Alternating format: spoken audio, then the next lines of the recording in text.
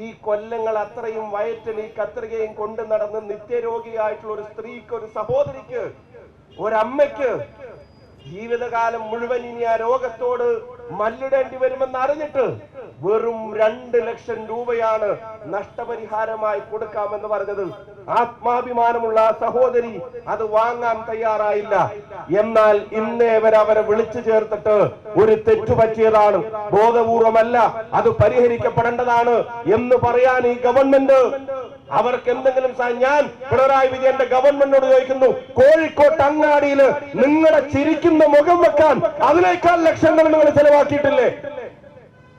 ആരോഗ്യ വകുപ്പിന്റെ ഉൾപ്പെടെയുള്ള പരസ്യങ്ങൾ ഈ കോഴിക്കോട്ട് അങ്ങാടിയിൽ ഹോർഡിംഗ്സ് ആക്കി വെക്കാൻ ഇതിനേക്കാൾ തുക നിങ്ങൾ ചെലവാക്കിയിട്ടില്ലേ? ആ ഹോർഡിംഗ്സിന് വെക്കുന്ന പൈസ ഇവിടെ 1000-1.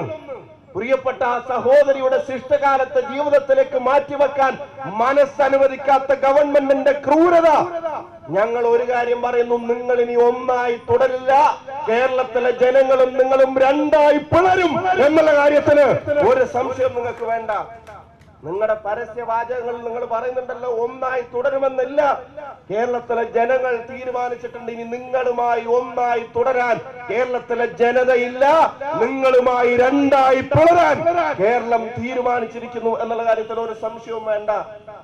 കിഫ്ബിയിൽ നിന്ന് 100 കോടി രൂപയോളം പരസ്യത്തിന് നീക്കിവെച്ച ഒരു ഗവൺമെന്റിന് ആ പാവപ്പെട്ട സഹോദരിയുടെ ശിഷ്ടകാലത്ത് ജീവിതത്തിന്റെ ഉത്തരവാദിത്തം ഏറ്റെടുക്കാൻ ഒരു നഷ്ടപരിഹാരം അവർക്ക് ജീവിക്കാവുന്ന തരത്തിൽ കൊടുക്കാൻ മനസ്സില്ലെങ്കിൽ പിന്നെന്നിട്ട് എഴുന്നേറ്റ് നിന്നിട്ട് ഒരു നാണമില്ലാതെ ചോദിക്കുക ഞങ്ങൾ എന്ത് തെറ്റാ ചെയ്തത് എന്നുള്ളത്, എന്ത് തെറ്റാ ഞങ്ങൾ ചെയ്തത് എന്നുള്ളത് നിങ്ങൾ ആലോചിച്ച് നോക്കണം.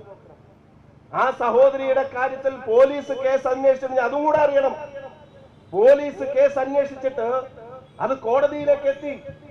അവർക്കെതിരെ നടപടികൾ എടുക്കാൻ കോടതിയിലേക്ക് എത്തിയപ്പോ കോടതിയിൽ പ്രതികൾ സ്റ്റേക്ക് പോയി. 2 ഡോക്ടർമാരും 2 നഴ്സുമാരും അവരതിന് ഉത്തരവാദികളാണെന്ന് അന്വേഷിച്ചവർ കണ്ടെത്തി. എന്നിട്ട് കോടതിയിലേക്ക് പോയപ്പോ അവിടെ സ്റ്റേ വന്നു.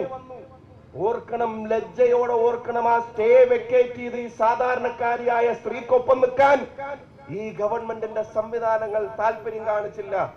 നിങ്ങളുടെ ഫാൾസ് ഈഗോ, നിങ്ങളുടെ ദുരഭിമാനം, നിങ്ങളുടെ പിടിവാശി മനുഷ്യരുടെ ജീവനും സ്വത്തും കൈയും കാലും ഒക്കെ ഇല്ലാതാക്കുന്ന അവസ്ഥയിലേക്ക് മാറുന്നുണ്ടെങ്കിൽ ഞങ്ങളെ നോക്കിയിട്ട് പിന്നെ സമരം കൂടെ ചെയ്യരുതെന്ന് പറഞ്ഞ ഒരു തമ്പ്രാന്റെ മുമ്പിലും മുട്ടുമടക്കി നിൽക്കുന്നവരല്ല യേശുക്കാരും യൂത്ത് കോൺഗ്രസുകാരുമെന്ന് കേരളത്തിൽ ഇനിയുള്ള ദിവസങ്ങളിലും നിങ്ങൾ തിരിച്ചറിയുമെന്ന കാര്യത്തിന് സംശയം വേണ്ട.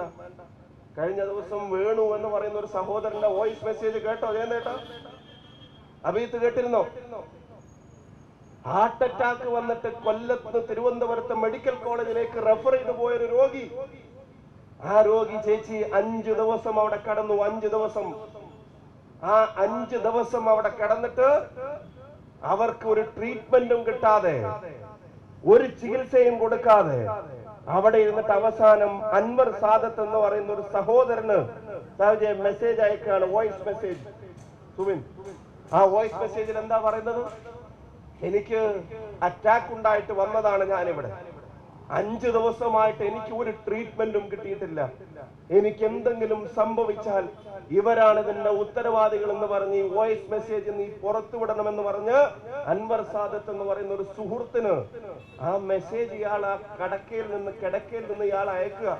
ഏറ്റവും ഖേദകരം എന്ന് പറഞ്ഞിട്ട് ആ മെസ്സേജ് റിസീവ് ചെയ്ത ആൾക്ക് അതിൽ നിന്ന് ആക്ട് ചെയ്യാനുള്ള സമയം പോലും കിട്ടിയില്ല. മണിക്കൂറുകൾക്കുള്ളിൽ അയാളെ തേടി വരുന്നത് ഈ മനുഷ്യൻ മരിച്ചു എന്നുള്ള വാർത്തയാണ്. എന്നിട്ട് ഒരു മന്ത്രി എഴുന്നേറ്റ് നിന്നിട്ട് ചോദിക്കാൻ ഞങ്ങൾ എന്ത് തെറ്റാണ് ചെയ്തത് എന്നുള്ളത്. ഒരു മന്ത്രി എഴുന്നേറ്റ് നിന്നിട്ട് ചോദിക്കുക, നിങ്ങള് ബിസ്മീർ എന്ന് പറയുന്ന തിരുവനന്തപുരത്തുകാരന്റെ നെയ്യാറ്റിങ്കര ആശുപത്രിയിലെ വിഷ്വൽസ് ചാനലുകൾ എഴുതി കാണിച്ചതുപോലെ, വാണിംഗ് കൊടുത്തതുപോലെ ഡിസ്റ്റർബിംഗ് വിഷ്വൽസ് എന്ന് പറഞ്ഞിട്ട് എഴുതി കാണിക്കേണ്ടി വന്നത് എന്താ?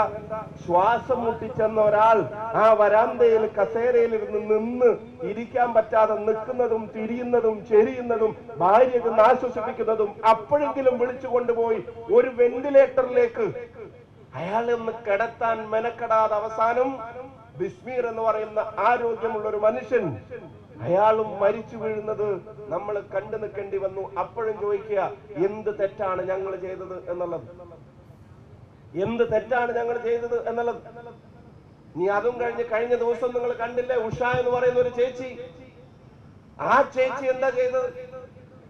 ചികിത്സ കഴിഞ്ഞിട്ട് ഈ കത്രിക വയറ്റിനകത്ത് വെച്ചിട്ട് അത് തുന്നിക്കൂട്ടി പുറത്തേക്ക് പറഞ്ഞു വിട്ടിട്ട് പാവം അതിന് രക്തം വന്നു തുടങ്ങിയിട്ട് പോലും ആ പ്രയാസങ്ങൾ മുഴുവൻ അത് നേരിടേണ്ടി വന്നപ്പോ ചെയ്തു പോയ മഹാപാപം അത് തിരുത്താൻ തയ്യാറായി അവരെ ഏറ്റെടുക്കുന്നതിന് പകരം തള്ളിപ്പറഞ്ഞ് ഉത്തരവാദിത്തങ്ങളിൽ നിന്ന് ഒഴിഞ്ഞ് 10-60 കൊല്ലും അത് അവിടെ കിടന്നാ ഒരു കുഴപ്പമില്ല എന്ന് പറയുന്ന ഗവൺമെന്റിന്റെ അതേ ആറ്റിറ്റ്യൂഡ് തന്നെയാണ് ആ ഡോക്ടറുടെ പ്രസംഗത്തിലും ഡോക്ടറുടെ മറുപടിയിലും നമ്മൾ കേട്ടത്.